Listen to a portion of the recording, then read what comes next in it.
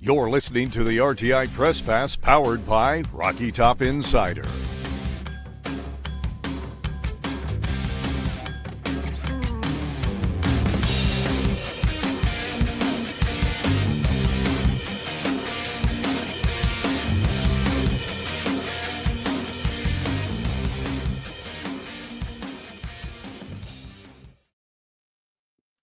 All right, ladies and gentlemen, welcome into the Rocky Top Insider Press Pass podcast. My name is Rick Butler. Join with me, as always, that is Ryan Shumpert. That is Ryan Sylvia. Week 4 of the college football season is in swing. We heard from Josh Heupel on Monday, a couple of assistant coaches on Tuesday, as Tennessee prepares for their third straight home game against UAB coming up this Saturday.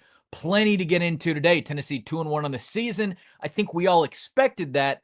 But we'll certainly get into today what we make of that 2-1 start. If it is kind of following our expectations, just from a broad standpoint, or how we maybe feel differently than we did in the preseason, sort of predicting that Tennessee would be at this point. But again, that is coming up later in the show. Ryan Shumpert, Ryan Sylvia here as well. Sylvia, I'll start with you.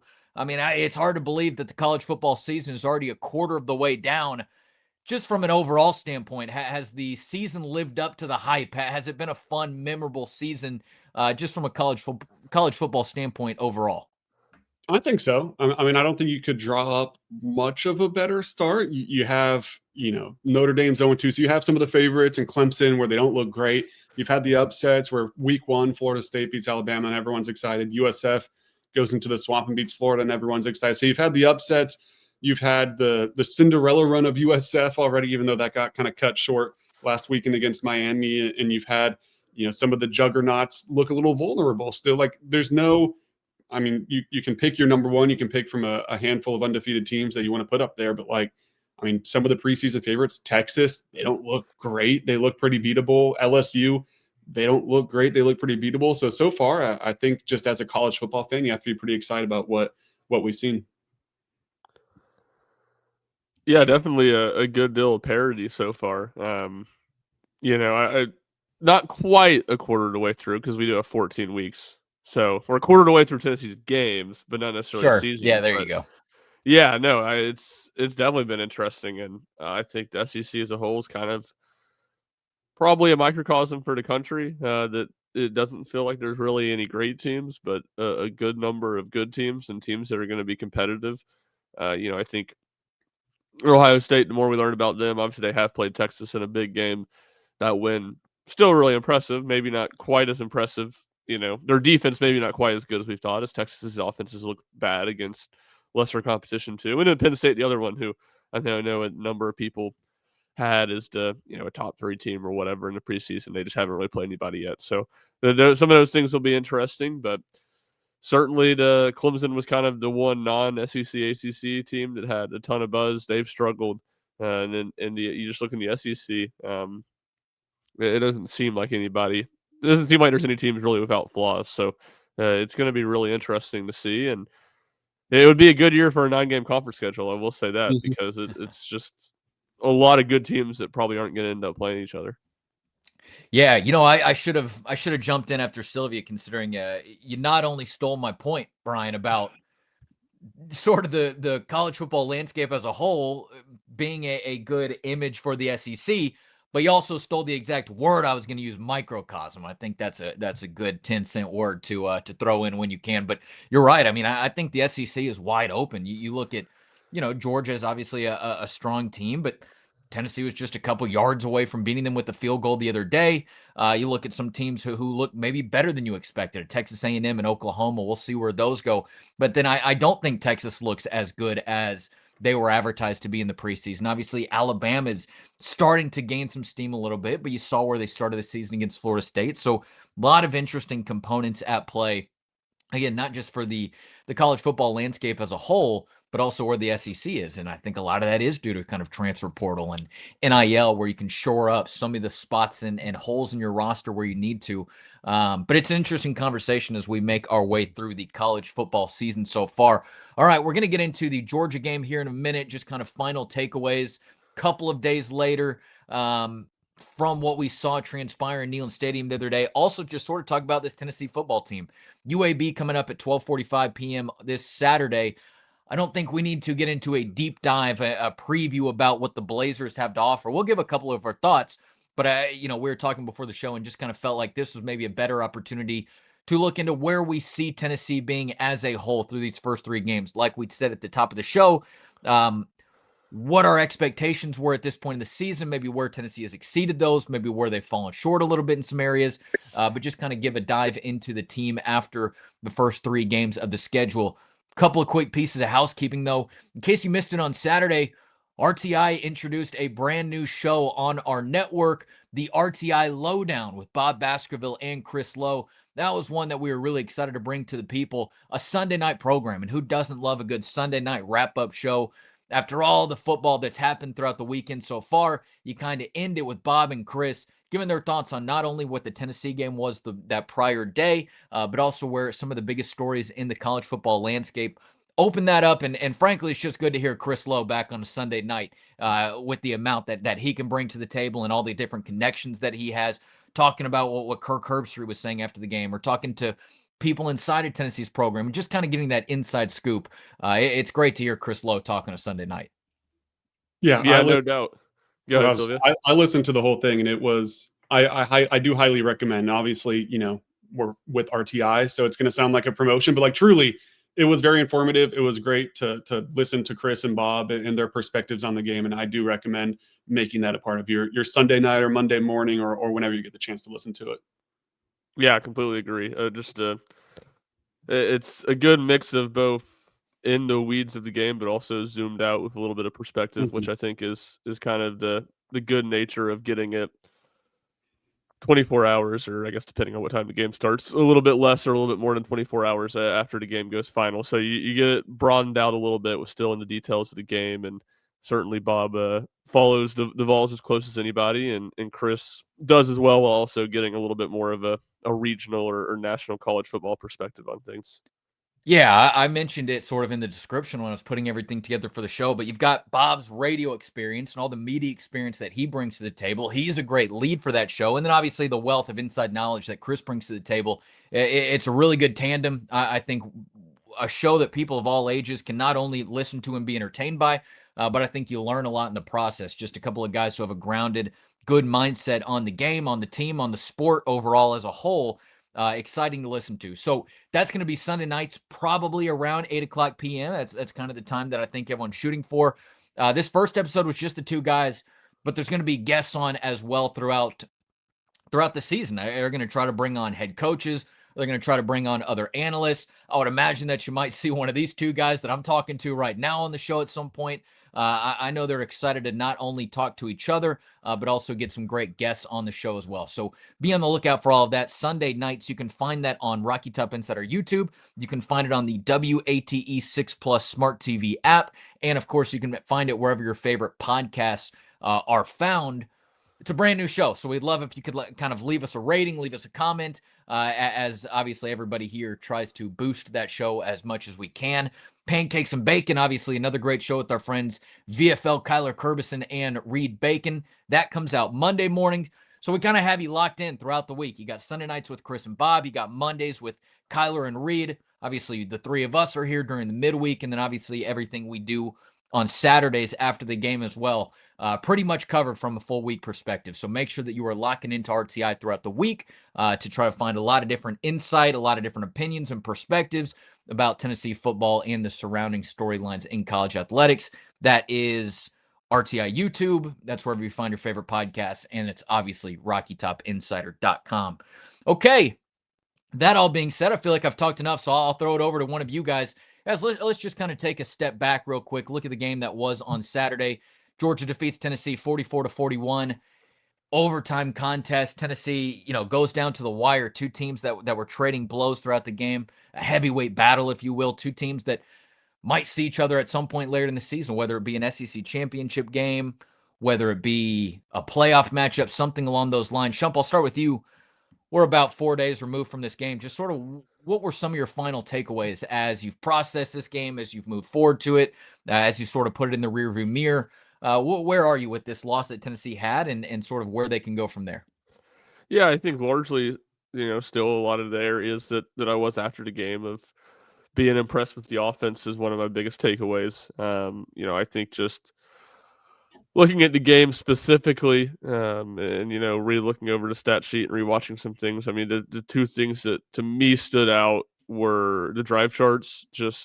Tennessee started with 3 straight touchdowns, had 5 straight drives that did not cross midfield, 3 punts, 2 interceptions, and then their last 4 drives of regulation were 2 touchdowns, a field goal, and then obviously the missed field goal attempt at the end. So just a very, we talked about it or joked that it felt like the game had so many different lives.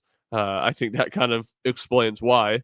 Just because Tennessee was started so fast, just came to a screeching halt offensively, and then found a way to find life again in the second half, something they have not been able to do against Georgia in past seasons. So I would say that, and then I think the other big number is just the conversions. I mean, Tennessee was 5 of 12 on third downs. Not a horrific rate, but certainly not a very good rate either. Georgia 8 of 17 on third downs, which again isn't fantastic, but when you add in 2 of 2 on fourth downs and then 1 for 1 on 2-point conversions, to me it kind of felt like that was the difference. Georgia was able to convert some of those big plays with the game on the line. Obviously, one of their fourth down conversions was in the first half, but that was a play at midfield with Tennessee leading. It very much would have, to me, flipped the vibe of the game if Tennessee gets stopped there, and Tennessee just wasn't able to get those big stops. So those are probably the two things that, looking back specifically on the game, really, really stick with me is to, one, I guess on the drive chart, how unique the game was, and 2, on the conversions, feeling like, there's a billion different stats you could point to, or a billion different things you could point to as being a difference, but that's one that really stood out. To me, I'm almost ready to overreact and get dramatic in a way where I'm not sure if there's a more different team from 2024 to 2025 than Tennessee. Yeah. Like that last year, they could not put up a single point in the first half for half of the SEC slate. It was an absurd streak where they literally couldn't score in the first half, but the defense was just so unbelievable. Like you could seriously argue it was the best defense in the country. And because of that, they made the college football playoffs and had a fighting chance to, do whatever they wanted once they got there, right? This year, it's completely different. Like the offense is striking early. It's pummeling teams in the first quarter like it did in 21 and 22. It's found a way to get the deep ball back through the different formations and the splits that they're now going to and evolving as an offense. And the defense just doesn't look great. And I think it could still be a fine defensive unit. I think that especially once they get back the defensive tackles and Jackson Moy and David Hobbs, and if they can get back at least one of the two in Jermod McCoy and Ricky Gibson, but we'll see exactly what that looks like as the season progresses, it could be a better and a competent defense. But it just doesn't feel like it's going to, I guess, sniff the level that the defense was at last year. And it feels like this is going to be a team that, maybe not shootouts in the form of the 52-49 against Alabama in 22 and the 44-41 we just saw against Georgia. But it definitely doesn't feel like a season where Tennessee is going to be in games like it was at Oklahoma, where it's low scoring, they sit on the ball defensively, where they lost to Arkansas because they just could not score at all. And Arkansas put up like 2 touchdowns, and that was enough to win. It feels like it's going to be a lot more games in the 30s, high 20s, and it just, I guess I'm ready to not throw in the towel on Tennessee's defense and say that it's a bad unit, but I'm much more optimistic right now on the offense going forward. And it's just hard for me right now. Like I said, you get some pieces back, you'll see what impact that is, but it's hard for me to see right now that this defense becomes like this is one of the better defenses in the SEC. Yeah, I agree. And I think some of what you're saying too, from looking at last year, is like, just look at the teams that they play. You look at these next 2 games, Mississippi State's offense is really good. They couldn't stop a nosebleed last year. I still don't think their defense is very good. It might be a little bit better. It was historically bad a season ago. And in Arkansas, who, again, terrible defense, and Taylor Green is, I think up there playing like one of the best quarterbacks in the SEC right now. So you look at those games. Oklahoma, I think, is dangerous because their defense is good and they have an offense that's looks like it's taken some steps forward. At least John Mateer, I think, is really good. He is the real deal. Where Rick was right, where Shumpert was wrong. So just some of those games, you just look at the dynamic here, and I think it's going to lend towards some high scoring games. And I think, obviously your defense is better. You feel like you can pull out and win some of those games, even if your offense struggles. But I think there's definitely a comfort that you feel like when Tennessee lines the ball up against most teams right now, if not everybody, you feel like they can score 30 points, because I think they're going to need to score 30 plus to win a lot of these games. It's just a completely different feeling from last year, where when Tennessee's defense had the ball last year and an opponent scored, it was like, oh my God, what a drive. And right now it's when Tennessee's offense has the ball and they don't score, you're like, what went wrong where the offense didn't score? And that's kind of been throughout all three games. And it was why it was almost a little jarring in like the mid portion of that Georgia game where the offense did stall, like you talked about, where you said it was like a bunch of punts and the 2 interceptions, where it was like, God, you haven't seen this offense from Tennessee this season yet. I cannot think of a team across college football that has undergone as much change. And that's not just defense, good, offense, bad, simple as that. But, what Kelsey Pope talked about yesterday with how different the routes are, how much more they're doing on offense, how the schemes and the formations and how much has changed. It's just a very, very different Tennessee team. Yeah. And I think what everything you guys are saying is right. Maybe this isn't a Tennessee team that can rely on their defense to win them some games. We obviously have talked about the injuries a lot throughout the season, and those do play a factor. You don't want to kind of put any game on it, but what's going to happen when Tennessee does get those 2 defensive tackles back? What kind of improvements do we see based on having that depth back? I thought that was a big thing in the Georgia game, where Georgia, conditioning was a big thing that was talked about after the game, and it was something that Kirby Smart alluded to. But I think in a lot of ways, it was about Georgia having a little bit more depth in crunch time and being able to get to the finish line a little bit better than Tennessee did. What happens when David Hobbs comes back? What happens when Jackson Moy comes back? I think the 2 cornerbacks, kind of a moot point at this point to say that it feels like they're going to be out for a while until they come back, right? Maybe not necessarily a week to week or a day-to-day thing like some of those other defensive guys, but just how much does that help Tennessee improve? But I think for, as much as the defense, you talk about maybe not being able to win them a game, I think this is an offense that has certainly exceeded expectations, and a lot of that because of the play of Joey Aguilar at the quarterback position. But like Sylvie was alluding to a second ago, it's back to that point with Tennessee football where you kind of just expect them to be able to move the ball well, and Josh Heupel able to scheme things up and get the ball moving down the field. And I think a lot of that is because of the versatility that Aguilar brings to the table. Yeah, I think 2 things I'll say on the offense coming off Sylvia's point, and this is something I'm planning on writing later today. To me, the 2 biggest, and I hit on it numerous times, to me, the 2 biggest questions in the offense, or 2 biggest questions for the team in the offseason, it started when the season ended of feeling like, all right, they need to make some changes. They, as a staff, they need to adjust. Not that everything was as simple as everybody had figured out their offense last year, because that clearly wasn't the case. They missed on plays that were there running the offense that they'd always run. But it did feel like the Georgias, the Ohio States of the world, they just had suffocated. Arkansas had suffocated in that game. There weren't a whole lot of plays Tennessee didn't hit on. And I think a lot of people said, they need to fire Joey Halsley and they need to bring in a new offense coordinator. And my big thing during all that was none of that matters. Josh Heupel's the offense coordinator. This is Josh Heupel's offense. It is on him to figure out, and it is on him to make adjustments, and he needs to know that he needs to make adjustments. And sure, I think it would have been nice to see. You would have felt like they were moving that direction if they had brought in somebody from the outside. It doesn't have to be an offense coordinator, and they did. I'm blanking on the guy that they brought in from Oklahoma, Seth Luttrell. They brought in him, but even that, that was a Heupel guy. That's a guy that ran a very similar offense.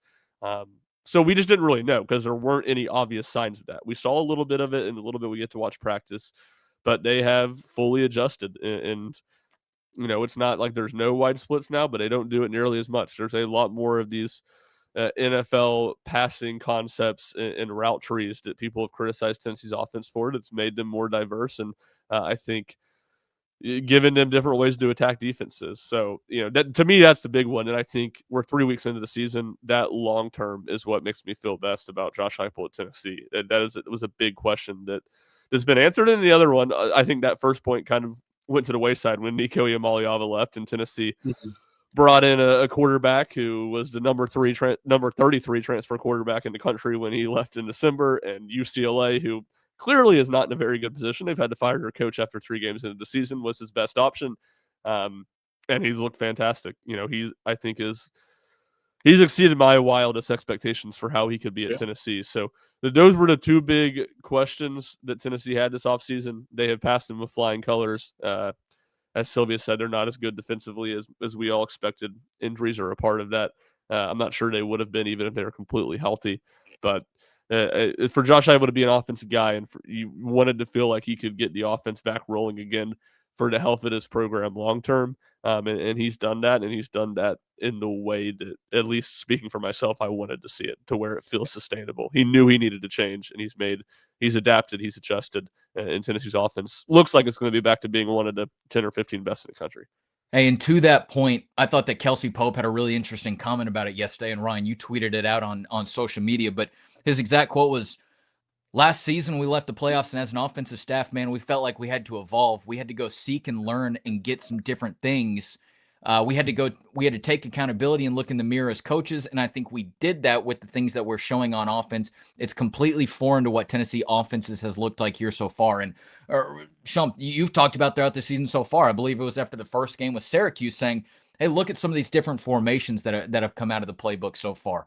We knew that those were going to be a bit of a limited options from what we saw. Tennessee's not going to pull all their tricks out of the bag for Syracuse and East Tennessee State, but you've seen that progress throughout the season, and I think that is something telling that this Tennessee coaching staff did go back and look at themselves in the mirror and say, "Hey, look, we've got to adapt to what we have." Joey Halsley talked about at the beginning of the season, how do we get those explosive plays back? You did obviously feel like he was telling the truth there, and that was something that they were looking at, but it was also, okay, is that coach speak? Is that saying just kind of a positive thing at the beginning of fall camp to get some momentum rolling?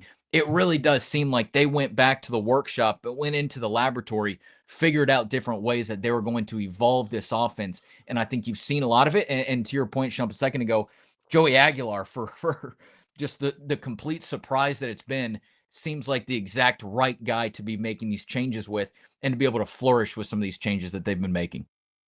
Well, with Kelsey Pope too, the second half of that quote you're reading is just as interesting to me. I'll literally pick up where you stopped. I think the other part of that is, I think the players, they wanted some more concepts, route patterns, route dips, like whatever. But I think they got to take accountability and be able to master that and handle the workload capacity, and just kind of goes on to echo that. But like, it was not just even necessarily, hey, the offense has to evolve as a coaching staff. It seems like the receivers saw the concerns maybe of the limited route tree, because like that was always a knock on the Josh Heupel offense. And obviously Heupel's going to defend it and say, no, prepares guys to the NFL. There's some validity to the lack of stuff that the receivers were doing in the offense.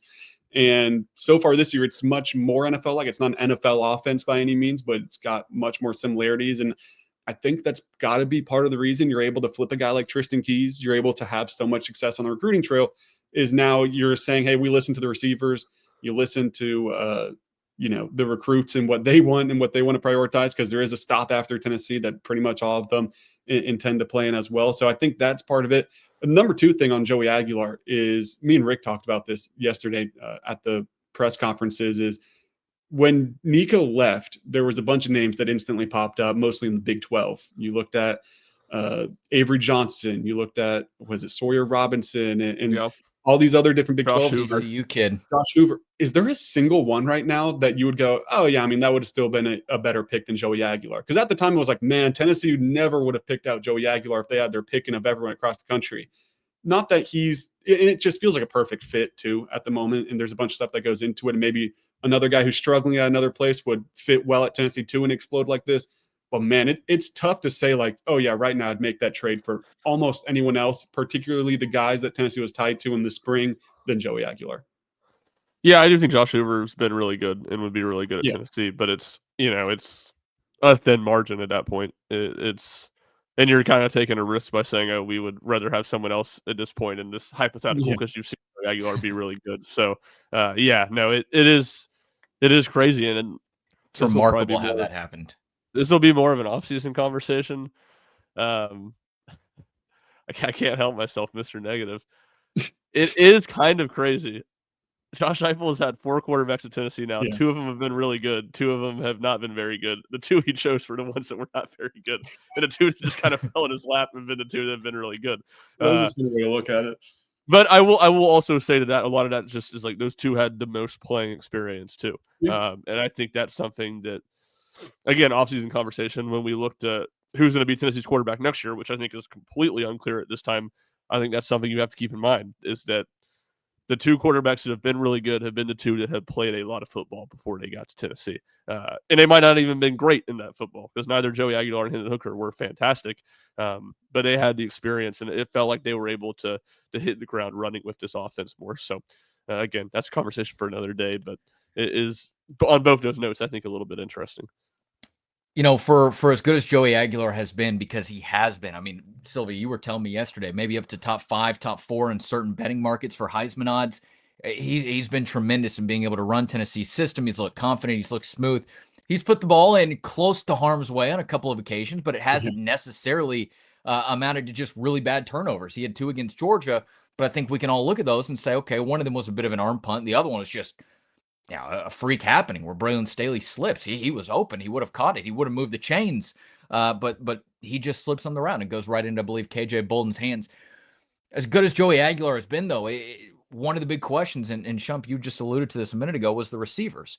And what would they look like? And we saw some, I don't want to say disappointing maybe, but I don't think fall camp gave anybody these great expectations for what the receiver group was going to be, with some of the things that we did get to see. And again, in a very limited capacity out there during August, I think they've been tremendous so far this season. And I think Mike Matthews still waiting to emerge as one of those go-to guys. Braylon Staley has certainly exceeded my expectations for what he can be. He's a great little gadget piece that Tennessee has been able to slide open, whether it been in a deep route against Syracuse, whether it be in that nice play where he got wide open against Georgia. He's been nice. But then Chris Brazzell. It's hard to say enough about what Chris Brazzell has done to start this season. 20 catches for 364 yards, 5 touchdowns. I believe all 3 of those stats, 2 of those stats, except for the receptions, which he's climbing up on, have already exceeded his 2024 totals. Yes, there's different factors that go into that. Tennessee's got a better quarterback and a better passing game right now. But I think there is something to say also about just the second year in a Heupel offense, being able to be more comfortable, being able to be on the same page with the quarterback a little bit more. I think that's allowed him to flourish. But it hasn't just been Tennessee being able to scheme him open. He's been able to go make some plays. He's been catching it on dudes' heads. He's been making plays in the end zone. I think that has been something that is one of the more encouraging aspects of Tennessee's start this season right now, is Chris Brazzell has really emerged as a true threat that people are going to have to scheme against. People are going to have to scheme around. People are going to have to figure out how to take him out of the Tennessee offense. He had 125 yards against ETSU, and you're like, okay, that's nice.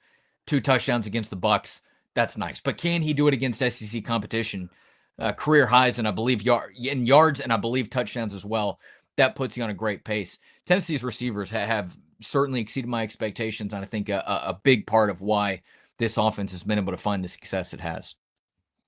I say this not to take anything away from Jalen Hyatt. Obviously, he plays a big part in the success he had in 2022, and he had maybe the greatest game of a Tennessee receiver ever against Alabama, if you're just looking at the production standpoint. I was more impressed by Chris Brazzell's game against Georgia than the Jalen Hyatt game against Alabama, because Hyatt was just, and like I said, you can't take it away from him fully, but he was just wide open on so many of those. And it felt more like getting schemed open. Chris Brazzell was just making plays out. Like, it was jump balls. He was over the guy's head. It felt more like Cedric Tillman in 2021 almost, where it was like in 2021 and to start 22 before his injury, Hendon Hooker was like, all right, if I'm in any distress right now, let's just find Cedric Tillman, because he's got to be like, I'll just throw one up to him. And Cedric Tillman came down with so many of those, not to the same degree of let's just find Chris Brazzell, but like there seems to be a lot of trust there that he can make plays. And I was, I guess I'll say I wasn't the most optimistic that Chris Brazzell was going to be the biggest piece of Tennessee's. I think all of us picked Mike Matthews to lead the team in receiving yards and touchdowns going into the season. Yeah. And he's firmly in third behind Braylon Staley and Chris Brazzell. And it feels like it would be shocking if it wasn't Chris Brazzell at this point, because he has played so well. So that's obviously a great development. I don't think any of us necessarily fully saw it coming this season, but it's going to be a big deal for Tennessee going forward. Yeah, no doubt. Like you just can't say, we can't say enough good things about Chris Brazzell and echo what a surprise it's been, or how much we didn't see it coming. I think the path to the receivers being good, we all thought was those young guys, with Staley and Mike Matthews being really good, and both of them have played well to start the season. Yeah. Staley especially, but yeah, it's been Brazel. He has been a difference maker, and he has been so effective, in making some big plays down the field, but also, kind of being like Cedric Tillman, being that big body threat in the intermediate too, that can catch some passes. So I do think, it's a reminder. It has been a reminder of something we talked about the last 2 years, that an underthrow is better than an overthrow on a deep ball. You might get intercepted occasionally, like Joey Aguilar did on kind of one of those arm punts, but more often than not, it's more likely, at least, that you're going to give your receiver a chance to go make a play. And I think that plays especially with Brazel. I mean, that was the scouting report on him from Tulane, is that he was a guy that was really good at going up and high pointing deep balls and using his frame to make plays. And just with the way Nico struggled to throw the ball down the field last year, throwing kind of more of a low line drive deep ball, and obviously the overthrows, Brazel just did not have the chance to do that. And that was something Kelsey Pope talked about on Tuesday too, that Joey throws a catchable deep ball, that he puts a lot of air under it, and that makes it easier for receivers to track and gives them a chance, even if it's not a perfect throw. And certainly Brazel deserves a ton of credit for going and making those plays that are there to be made. And again, you're seeing the benefit of giving your receiver a chance to make those plays, even if it's not a perfect deep ball. I believe it was Brooks Austin who said it on YouTube, and I saw him commenting on Ryan's post yesterday about the Kelsey Pope quote.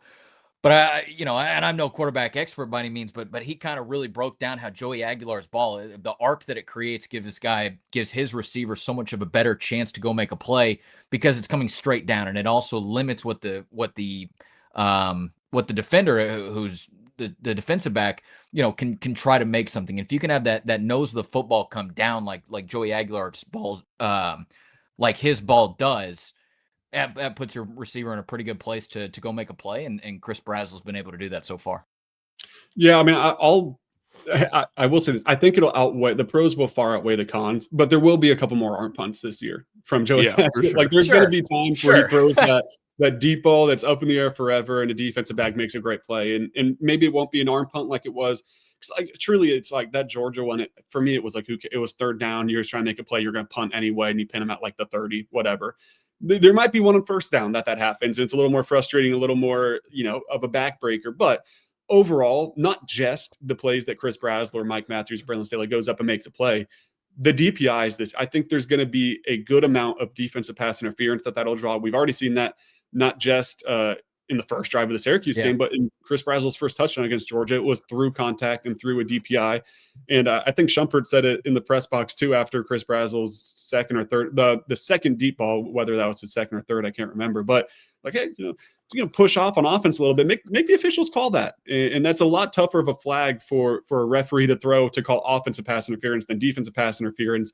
And, you can make your argument either way on that Chris Brazel one, if it was OPI or not, but the flag wasn't thrown, and it's a big touchdown, and it gave Tennessee a lead in the last seconds of the third quarter. So, yeah, I think the deep ball, it's much better. There's going to be, I think, at least one or two like, oh, man, that's brutal. But overall, it'll far outweigh the cons, I think. Yeah, I mean, just on the Brazel play, like, watching it back and stuff, I really don't think it was pass interference. At least it would have been an incredibly soft call. Sure, But yeah, just generally speaking, like, that's just a long-held philosophy I've had in football, is receivers, if you don't just egregiously push off, you usually get away with pass interference. Sometimes if you do egregiously push off, you'll get away with it. And yeah, I would just, to your point, like, the big thing is on the arm punt, you got to make a tackle. If it doesn't get intercepted, you can't let him return at 30 yards to get the benefit of that. So yeah, for sure. Defensively, I don't know, does anyone else have any other offensive thoughts? I did have a couple of defensive thoughts. No, I was gonna throw it to you for defense, so I'm glad you're already taking it there. Okay, perfect. I would say I may be a little bit more positive on some of this, like, because it does feel like the defense tackles are going to get back before too long. And the run defense was not good in this game, but it wasn't just horrific. Like, it was kind of what I thought it would be, where Georgia would just be able to stay ahead of the sticks and run the ball, not gash Tennessee on the ground, but just run the ball pretty well. So I don't necessarily feel worse about the run defense than I did going in. And then some of these occurrences in this game just felt like very unique, or just like Georgia had a really good game plan of how to attack Tennessee with going after Ty Redmond. And it's not like other people aren't, but Yeah. I do think Ty Redmond will get better. I do think Georgia has one of the better receiving corps Tennessee's seen. And yeah, I mean, hopefully Jermon McCoy is back by Arkansas or Alabama, and you're not, just without him for the entirety of the season. So maybe, I was more negative, I guess, on the offense or on the defense, excuse me, after Syracuse than some were. I feel like I'm maybe a little bit more positive on the defense after Georgia. I mean, I think in a vacuum, I'm very much defense. You have to play better. The offense scored 38 points. You have to win that game, scoring 38 points in regulation. But from when I look at it more long term, the pass rush looked good. I feel better about the pass rush. Colton Hood still looks like a really good player. There's some things they need to be better at, no doubt. But I can see the path to it, and I don't necessarily think they were. It felt like more getting out schemed in some ways and getting out coached in that game than it did just a pure personnel issue. I think personnel goes into it, and this is something we talked about too a little bit, where I think there's, I guess I'll say there's definitely blame to put on both sides, personnel and scheme and getting out coached, things like that. As far as Ty Redmond, I'm not selling the stock yet too, and that's kind of, I think, what you were alluding to is like he will only get better from games like this where he is just in the fire the whole time, and you have to fully expect when they go to Mississippi State, when Arkansas comes to town, they will go after Ty Redmond. That will be a circle. It's a true freshman. Even if he's very good in the let's say the Arkansas game, even if he's very good against UAB and then very good at Mississippi State, he's still a true freshman. I think a lot of SEC teams see that and will at least test the water and see if they can take advantage of it. I think that'll only enhance his development, and I think he could still have a very strong season by the end of the year. I get a little ahead of myself. This is probably another offseason conversation, like when we talked about quarterbacks, but like you do have to get a little optimistic about what Tennessee's secondary and I guess maybe even the linebacker position will look like next year. When it's like, I think it's still safe to assume Jermon McCoy is going to go to the NFL draft. Even if, let's say, in the worst case scenario, he doesn't play a snap this year, his stock's still high enough that he'll probably get drafted and he would leave. Ricky Gibson, if he's not able to come back or if he can only play a few games, he was someone that it was like maybe he can play his way into a draft pick. You think you would have to assume, barring a transfer portal, that he would be back. Idris Farouk with a year under his belt, you would think he would be back. Colton Hood, you'd think he would be back. Ty Redmond. The secondary is returning a lot of young guys that would then all of a sudden have a lot of experience. Linebacker, you'll see about Arian Carter. Maybe he can play his way into a draft pick. Jeremiah Thielen and Edwin Spillman should both be back. And then you have those two freshmen, and then see what you do in the transfer, and, freshmen, all those different types of things of guys coming in. I'm very high, maybe not this year that the defense can be elite, but I think it could still be good. Next year, I think the defense will have the pieces. You just kind of have to replace some of the stuff up front again with you're losing Bryson Eason, Dominic Bailey, Josh Josephs, Tyree West. You're losing a lot now on the defensive front. Jackson Moy, yes. But I feel, I guess, a little more optimistic that they could easily replace those guys in a one-year span than maybe some of the pieces in the secondary. But like I said, it seems like a lot of the secondary should be back. Yeah, I do wonder. I mean, I wonder about Colton Hood playing himself into a draft pick. Yeah, no, that's certainly a possibility. Yeah, so no, you're right. You look at the back seven in Tennessee's defense, and there's reasons to believe that group could be really good in a year from now. So it'll be interesting to see. Some of it, again, it's harder than ever to project because of the portal. I don't think Tennessee's. People were high on Idris Farouk and Caleb Beasley. I don't think anyone necessarily thought they'd be the starters at this time last year. Tennessee lost half their safeties to the portal. So yeah, we'll see. But yeah, for sure, I think reasons to be optimistic. Yeah, it's interesting looking at, personnel that Tennessee has. And again, when you talk about Sylvia, I think you made a good point. I think this defense isn't elite, but I think it's good. And I think it's got obviously chances to get better. It's not necessarily the unit that Tennessee maybe expected to have going into the year. There's obviously some pieces, Jackson Moy, David Hobbs, that maybe they were projecting to have at the start of fall camp. But I think it's a group that's figuring out how to play within the pieces that they have. Maybe there's a couple of points. I thought that the combination of Jeremiah Thielen and Arian Carter would be one of the best linebacker groups in the country. Maybe some of the Pro Football Focus grades haven't put them there yet, but one guy one position I should say that I think has been phenomenal so far has been that edge rusher position. Joshua Josephs, when James Pierce left to the NFL, everybody knew that he was going to have more of a spotlight on him from opposing defenses. They were going to try to contain him a little bit more. He was the guy that they were going to have to stop. And so far, nobody's really been able to stop him. And that forced fumble that he had, yes, Tennessee's defense might not be the defense of last year where, they can hold people under 20 points and win a game 21-17, 24-14, something along those lines. But if this is an advantageous defense, and maybe it hasn't necessarily been from a secondary standpoint with interceptions, but you've seen a couple forced fumbles so far this year. If this can be an advantageous defense led by, a Joshua Josephs, a Caleb Herring, a Jordan Ross, Nathan Robinson punched that ball out against Syracuse in the season opening game. If that can be who this defense is and maybe one of the calling cards, then I think you've really got something to work with there. But Joshua Josephs has been terrific. Caleb Herring, we felt like a guy who had the opportunity to step up. You saw him do that against Georgia. And then Jordan Ross is still kind of flashes some ridiculous talent every once in a while. I think that's a really good group that Tennessee has been able to do, and gives you a little bit of hope when it comes to getting after the quarterback, whether it be on the road, whether it be behind the crowd at home. I think that's been a strong point for Tennessee so far. I think what Tyree West did in the Georgia game was a big deal too. And that was someone I was obviously high on going into the season. And he told me at the vol walk, he looked right to the camera and said, "We making money." And he was talking to me and him. Both of us were making money on that Georgia game. And he followed up and had a really good game. And through the first two games, he left some room to be desired. I think that's fair to say. Like, he wasn't phenomenal against Syracuse or ETSU, given what the opponents were. I thought he had a really good game against Georgia, and I think that is so important. And this is something else me and Shumpert talked about the other day, where even when you get Jackson Boyd back, even when you get David Hobbs back, it's going to be kind of tough to move Dominic Bailey back out to defensive end, I think, because he's played so well in the interior and you are so much thinner there. If you're not getting good play from the Tyree Weathersby and Tyree West, I think it's a lot easier to move him back out.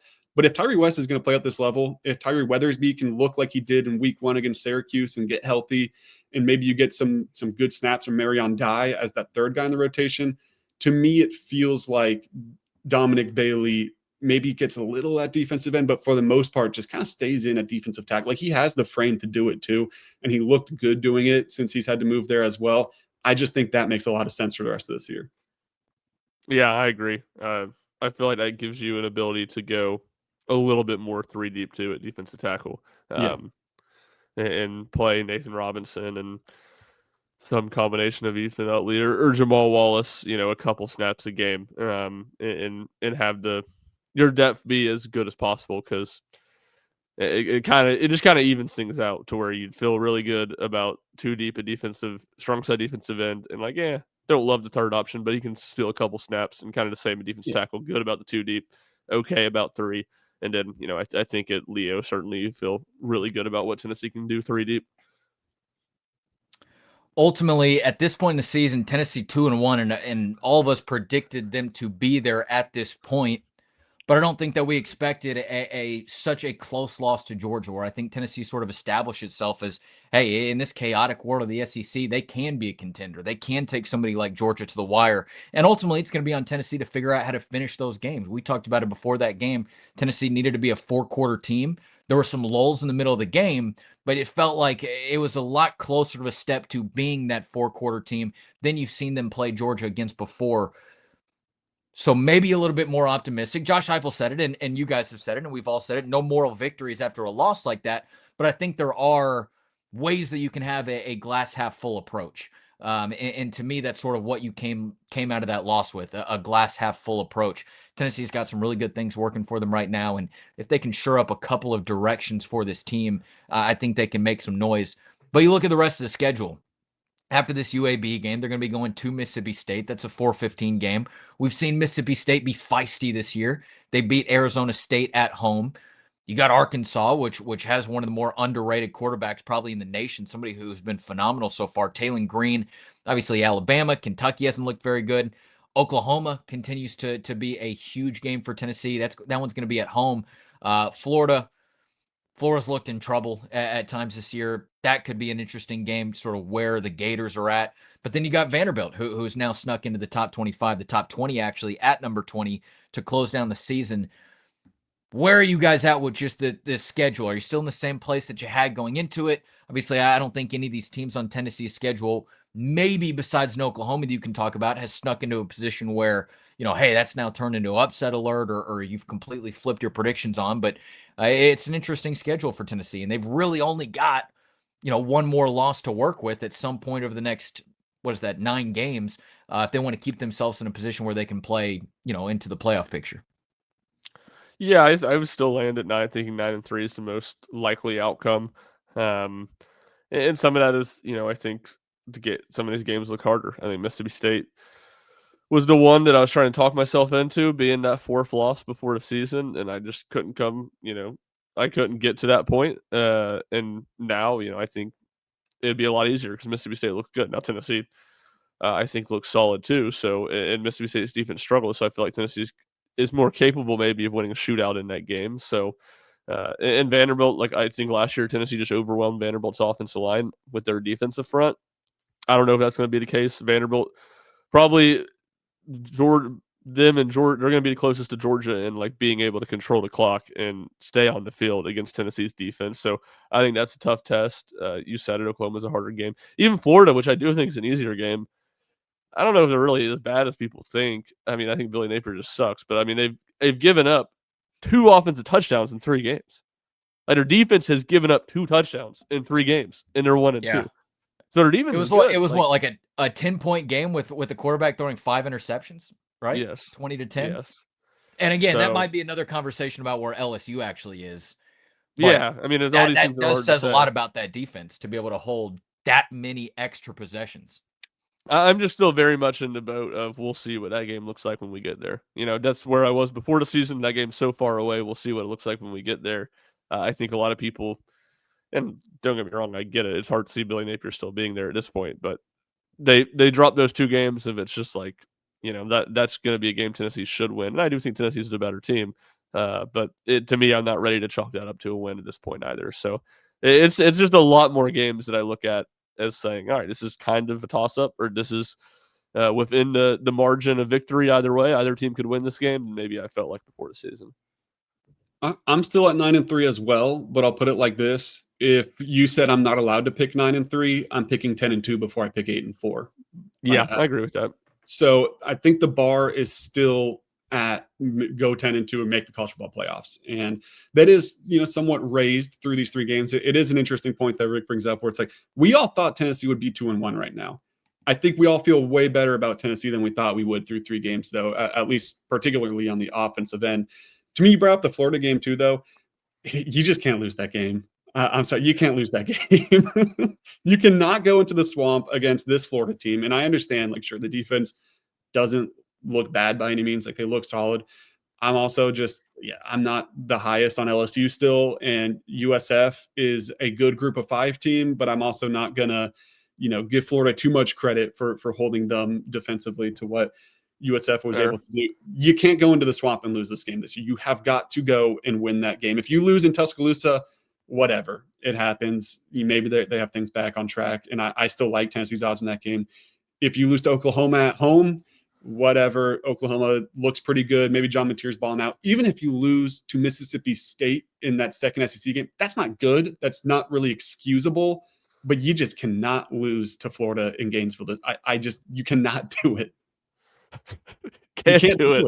You cannot go into Gainesville against this Florida team and lose. You can't do it. You cannot. I will say, who would have guessed that Florida's offense would have struggled after the quarterback didn't practice at all preseason? Well, good question. On the other hand, though, we all thought the wide receiver room would be really shaky because none of them practiced for Tennessee. That's true. That's a good point. That's a good point. That's a good point.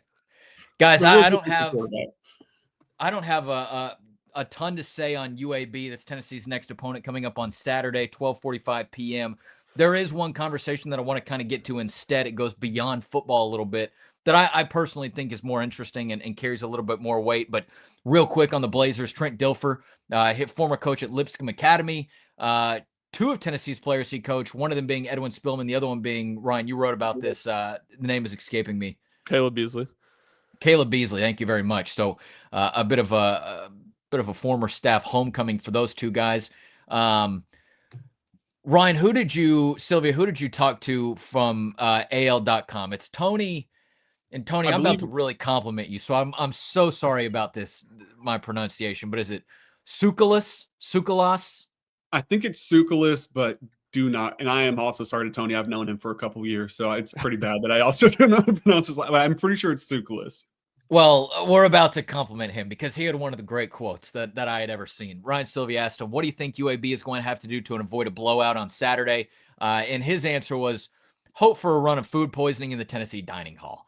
Seriously, it's hard to be seriously, it's going to be hard for UAB to keep this game close. The Blazers have one of the worst defenses in college football at the moment. And barring any careless turnovers by Tennessee, I don't see them getting many stops this weekend. This UAB offense is pretty fun to watch, though. It might be able to catch the Tennessee defense sleeping on a few plays, especially if the Vols are still hungover from last week's loss to Georgia. This game started at about 35. That was way too low. I believe it's risen up closer to 40. If not, it's past that number by now. You can go and check those odds and lines on the RockyTopInsider.com website. Unless anybody's got anything other to say on UAB, I just got one other quick conversation that I want to get to before we close this thing out, as we are running a little bit late on time here. Any thoughts on the Blazers? Well, I Yeah, just I thought would, Tony did a good job of. I just thought Tony did a good job with pretty much that quote wrapping it up. Offense, fine. Jalen Kitna, fine for their level of football, pretty good compared to Tennessee's defense. Shouldn't be much of an issue. Their defense is horrific, and Tennessee should blitz them pretty early in this game offensively and just put up a huge number in the first. Like, I wouldn't be surprised. I know you said the line moved. I wouldn't be surprised if this was a 35-0 game after the first quarter and Tennessee was already covering. Like, they could jump on them that fast if they want to. yeah, I mean, the only thing I'll say is it's, shocking to see that it's a lot harder to win when other teams can recruit and you're not the only team recruiting, like Trent Dilfer was at Lipscomb his first couple years there in Division II AA. So, yeah, I mean, that seemed like a crazy hire to me. It's a lot harder to win when other people can recruit. So he's on the hot seat. They're not going to win this one, but it'll be interesting to see how things go for him the rest of the season, because it's been a pretty disastrous 3 years after he inherited a situation that was pretty good. Yeah. Last thing, though, I mentioned, and I'm glad you mentioned recruiting right there, because that kind of leads me to my point. Not necessarily from a football's perspective, although you could talk about a guy like Keyshawn Bowman, the mid-state wide receiver who, according to a report from Rivals Chad Simmons, came away impressed from his visit to Tennessee, a 4-star Oregon commit, but was able to see a guy like Chris Brazzell, in the game that he had, and maybe put himself in those shoes. Maybe that's the type of performance that can help flip him away from Danny Lanning and the Ducks. But I want to go to each of you just for a couple of recruiting points. Shumpert on the baseball side. Sylvia talked to us about the Lady Vols getting a big basketball commitment on the same Saturday that Candace Parker was here, College Game Day was here. Again, this is not necessarily a football conversation, but I think it's fascinating how football sort of rolls into some of these other sports that Tennessee has here, being kind of the main event of the weekend. Shump, I'll start with you. Just sort of what do we see from Tony Vitello? And he had some big comments about this recruiting weekend for the baseball program. And then Sylvia, tell us about the commitment that Tennessee got for Kim Caldwell and her roster right afterwards. Yeah, so I mean, Tennessee just had a ton of guys on campus. I think it was something like 8 players ranked in the top 30 of perfect games rankings, and really even before the weekend. I mean, we're starting to get into the heat of some of the recruiting calendar. I think they had landed maybe 2 or 3 commits before the weekend began, and now they've landed a couple more. I think it's right now 3 of the top 5 guys in the state of Tennessee in the 2027 class. So it's guys that are still like juniors in high school. So yeah, recruiting going well. So it's not necessarily anything shocking, but I think Tony Vitello called it the biggest recruiting weekend he's been a part of, and they had some really big ones the last couple of years too. So that says a lot. Yeah, I mean, Tony Vitello might be, I don't think he is the best recruiter on campus, right? Like, he's done an unbelievable job building this roster at this point. To me, second place, you could argue, maybe not even just Kim Caldwell, but the combination of Kim Caldwell and Gabe Lazo, who does just an unbelievable job on the trail. To get the buy-in for the class they had last year, to get 5 top 100 recruits, 3 McDonald's All-American, all of that is ridiculous. They're off to an unbelievable start in the 2026 class. Now, Olivia Edwards, she's a power forward out of, I believe, Tacoma, Washington, number 2 overall recruit on ESPNW. I don't think anyone would be surprised if she was the number 1 overall recruit by the end of her senior season. We'll see exactly what the different ranking sites and recruiting sites want to do.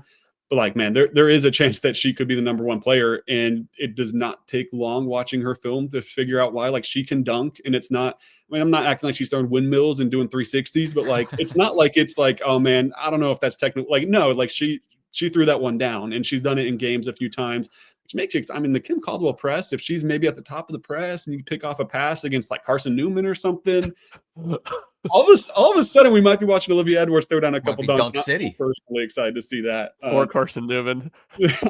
Which Carson Newman didn't want the smoke in this year's exhibition. Wow. So, yeah. I feel like that's always been the exhibition opponent. It is, yeah. I can't think of the D2 or whatever. I think it's some school in Georgia, I believe, is going to get the whooping in the exhibition this year. But yeah, Olivia Edwards, I mean, she came in, and that was kind of the thought going into the weekend too, was like, it's going to be tough to imagine she's not a lady. The only way it felt like she wasn't going to be a Lady Vol is if Dawn Staley really like pulled out the WNBA card and the development she's had of all the bigs, and that was able to sell her. But she clearly liked Tennessee going into the visit. She clearly liked Candace Parker, who was on campus as a game day picker going into the visit.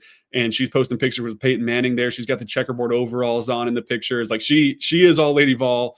And I really, truly think that she could be the number 1 recruit in this class. So a massive pickup for Gabe Lazo, Kim Caldwell and company. Yeah, no doubt about it. I mean, it's a pretty star-studded recruiting visit when you get to see not only Candace Parker, but also have a conversation with Peyton Manning, in the span of just the hours after you committed to your program of choice. So that was a big one. And then, of course, football, we've talked about it before, whether we just talked about the Bowman kid from the 2027 class, but it also gave Tristan Keys an opportunity to, see this program another time with his own eyes after his flip from LSU. In case you didn't see the watch that he was wearing, it was a pretty gnarly watch. I was going crazy about it in the press box when that picture came out. But Braden Rouse, I believe, was back in town. Faison Brandon, I believe, was back in town. So shoring up that 2026 class as we sort of move to the tail end of that recruiting cycle, but then also getting things rolling for the 2027 class as well.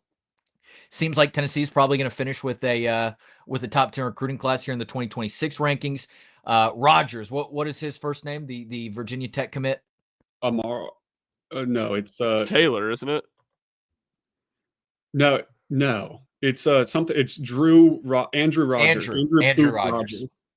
Andrew Rogers, Virginia Tech commit, but Virginia Tech just fired their head coach, so maybe he's going to be looking for something new. A teammate of Faison Brandon over at Grimsley High School in North Carolina. Maybe Tennessee can get a flip and continue to shore up that class. I believe an edge rusher from North Carolina. So a lot of recruiting stuff going on, a lot to get into. But that's going to be pretty much it for us today. Any other kind of closing wrap-up thoughts? Any predictions on where Nico Imaliava lands next year, or any other final things that you want to say about this Tennessee team after the first 3 games? I'll just add on the recruiting theme on men's basketball. They had 2 official visitors, Ralph Scott and Latrell Allman. I talked to both those guys on Sunday, so we have stories on the sites on both those visits. So we'll see what ends up happening in those recruitments here the next couple weeks.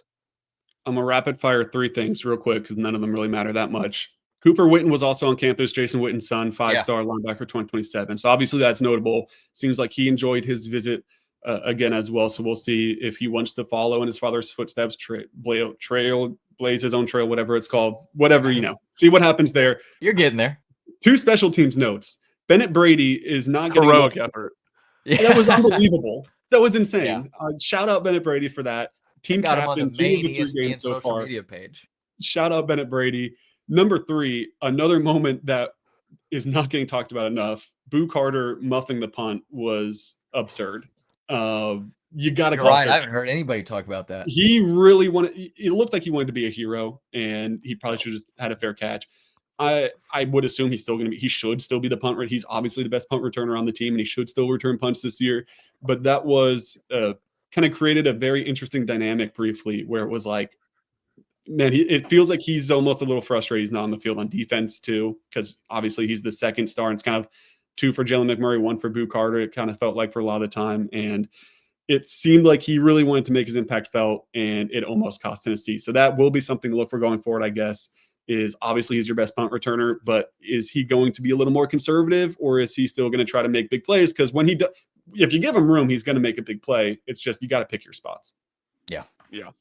Georgia's a great Good way to punter. put it. So Yeah, that was probably the best. I mean, very debatably the best punter in college football. So All right, well, that is going to wrap it up for us today here heading into the Week 4 matchup against UAB this Saturday in Neyland Stadium. Again, go ahead and check out the RTI Lowdown with Bob Baskerville and Chris Lowe on Sunday evenings at 8 o'clock p.m. on the RTI YouTube channel, also where you find your favorite podcast. You have Pancakes and Bacon with VFL Kyler Kerbyson and Reed Bacon coming out on Mondays. You have our show on Wednesdays, and then, of course, all of our post-game reactions on Saturday afternoon, Saturday evening, whenever the game might be. A lot of content coming out, especially over on the Rocky Top Insider YouTube channel. But in case you love watching things, make sure to also go ahead and download the WATE 6 Plus Smart TV app. I know I have an Amazon Fire TV. Super easy to find, super easy to download. You can find our shows there as well, but it's also just a great way to keep in touch with everything that's going on in Knoxville, not just from a sports perspective, but a news perspective as well. We have thoroughly enjoyed working with the WATE folks so far this year. We're excited to see that partnership continue. You can find us on some of the pregame shows. You can definitely find us on the postgame shows as all of that unfolds there for our good friends at Channel 6. Otherwise, though, we're going to go ahead and get this thing wrapped up and get out of here. That is Ryan Shumpert. You can follow him at rshump00. That is Ryan Sylvia. You can follow him at Ryan T. Sylvia. And, of course, our good friend Jack Foster is at Jack Foster Media. And I am at Rick_Butler myself. But that is going to wrap us up for today. Thank you so much for listening to the Rocky Top Insider Press Pass podcast. We will see you after the UAB game coming up this Saturday afternoon in Neyland Stadium.